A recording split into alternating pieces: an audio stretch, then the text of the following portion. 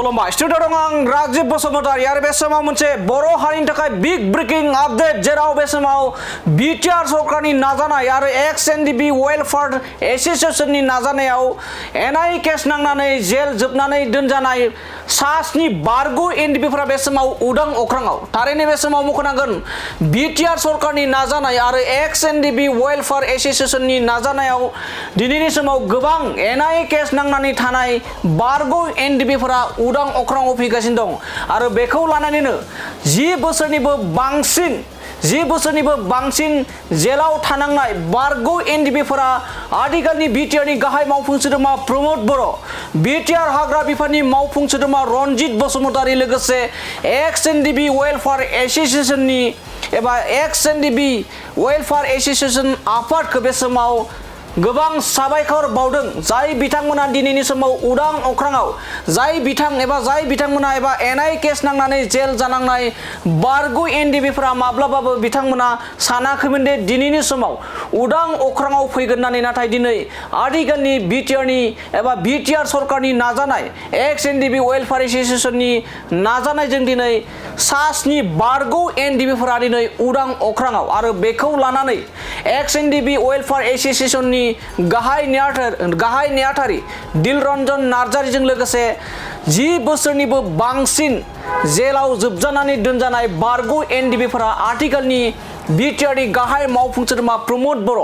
बिथांखौ रोजा रोजा साबायखर बावदों आरो बे समाव मख'नांगोन बिथांमोनानो जाहैबाय एबा 10 बोसोरनिबो बांसिन बारगु एनडिबिफोरा एनआइ केस नांनानै जेल जानांनाय बिथांमोनानो जाहैबाय एबा उदां अख्राङाव फैनाय एक्स एनडिबिफोरा बिथांमोनानो जाहैबाय सोमखोर बसुमतारी बिथाङा आफादाव बि सिमां होननानै बिथांखौ मिथिनाय जायोमोन लंकेश्वर बर' सन्तोष खेरखेतारि बिनोद मोसाहारि सुरजय गयारि राहुल इस्लारि आरो जलेश्वर बसुमतारी बिथांमोना दिनै एबा एनआइ केस नांनानै थानाय बिथांमोना दिनै उदां अख्राङाव फैनो मोनबाय आरो बेखौ लानानै गोबांनो बिथांमोना रोजा रोजा साबायखर बावदों आरो बे समाव बिटिआरनि गोबां दैदेनगिरि बिटिआर सरकारनि दैदेनगिरि आरो आसाम सरकारखौ बे समाव गोबां साबायखर बावनायखौ बे समाव नुनो मोननाय जादों। दानिया फैदो बिदिब्ला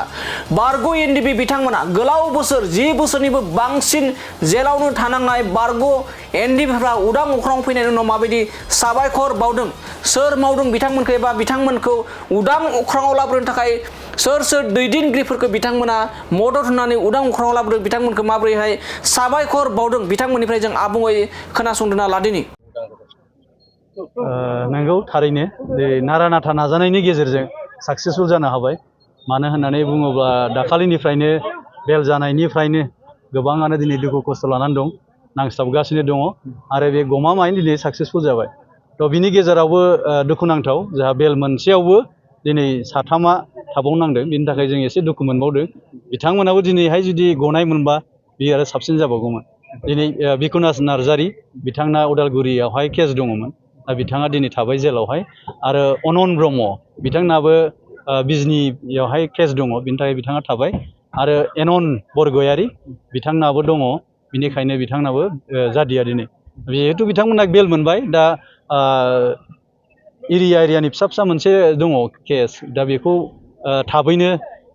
बेखौ बेल लानानै थाबैनो बिथांमोनाबो गगोन दा जाय बिथांमोना दिनै बेल मोननानै गबाय बिथांमोनखौ जों साबायखर बावदों आरो बिथांमोना जेन न'खर संसार मोजां जाहैनो हायो आरो बिनि गेजेरजों जाय बिथांमोना एडभकेटआ जों जागायजेननायनिफ्राय दिनैनि बे केसखौहाय जाफुंनायाव मदद होबाय गानानै होबाय बिथांमोनखौ जोङो धन्यबाद बावदों एक्स एनडिबि हिसाबै बिथांमोना दिनै एके भट्टाचार्य सार शब्द राभा एडभकेट कनकन कलिता एडभकेट रुपजित दे आरो आसाम सरकार भारत सरकार आरो बिटिआर सरकार बिथांमोनखौबो जों दिनै मान बावालासे एबा धन्यबाद होआलासे जों थानो हाया मानो होननानै बुङोबा राङारि हरनायनि गेजेरजों दिनै जाफुंसार होनायाव मैखोमै रनजित कुमार बसुमतारी सारा बाहागो लादों आरो साक्सेसफुल जाहोदों आरो बेजों लोगोसे प्रमद बर' साराबो बेवहाय मैखोमै बाहागो लादों बिथाङा दिनै जोंनिख्रुइ बांसिन बिथांमोनखौसो खबर लाग्रोयो मैयाबो खबर लाहरदों हराव मा जाखो मानो गदिया आंनो सार लेट जाफैबाय 8था जाफैबाय बेनिखायनो गदिया अब्ला मानसिफोरा बहा थादों बहा मा खालामदों जेरैखि जाया बिसोरखौहाय हटेलफोराव शिफ्ट खालामनानै दोन होननानै थिग बेबायदिनो सारा गोबां हेफाजाब मदद हरदों बिथांमोनखौ दोननाय जाबाय मैया नङाबा सेरखाय बेरखाय बिराद अबस्थायाव दंमोन मानो होनबा बिराद गोजान गोजाननि दंफैयोमोन दा बिथांमोनखौ दोननायावबो गोबां हेफाजाब मदद हरबाय लोगोसे आसाम सरकारनि जोंहा मानगोनां CM हेमन्त बिश्व शर्मा सारखौबो जोङो मान बावनांगोन बिथाङाबो बेवहाय स्टेटनिफ्राय सेन्ट्रेलनिफ्राय लाबोनानै जिल्ला आरो इसेबां थाब बेल मोनहोनाया बियो जोंनि थाखाय जोबोद खाफाल मोजां होननानै जों सानना लानांगोन दिनै बेल मोननाय जिहेतु NIA केसनिफ्राय बेल मोननो हाबाय बे BTR एकर्डनिफ्राय जिहेतु जानो हाबाय माबा बेफोर गासैबो रिलेटेड मानो होननानै बुङोबा जोंनियाव BTR आव पिस फैबाय गोजोननाया फैबाय दिनै बे पिस एकर्डनि गेजेरजोंनो जोङो मोनसे गथा मोनाब्लाबो जिहेतु जोंहा क्ल'सआव थाखानाय हिसाबै दा गोजोन गोरोबथाखौ लोब्बा लानानैनो बिथांमोनखौ जेल सिङाव दोनबाय थानाया बेयो खुनु जुक्तिनि खोथा नङा बिथांमोनखौ लासै लासैनो बाहेरायाव लाबोनाया उदां अख्राङाव लाबोनाया बियो गासैनिबो कर्तब्यखा आरो बेजों लोगोसे जोंहा फैगौ 24 तारिखआव क'क्राझाराव दंबावो बेखौबो जों रायज्लायगासिनो दं मैयाबो PP सारा हरदों कल खालामदों दा थाब बिथांमोनाबो 24 तारिखआव बे जागोन बे रोखा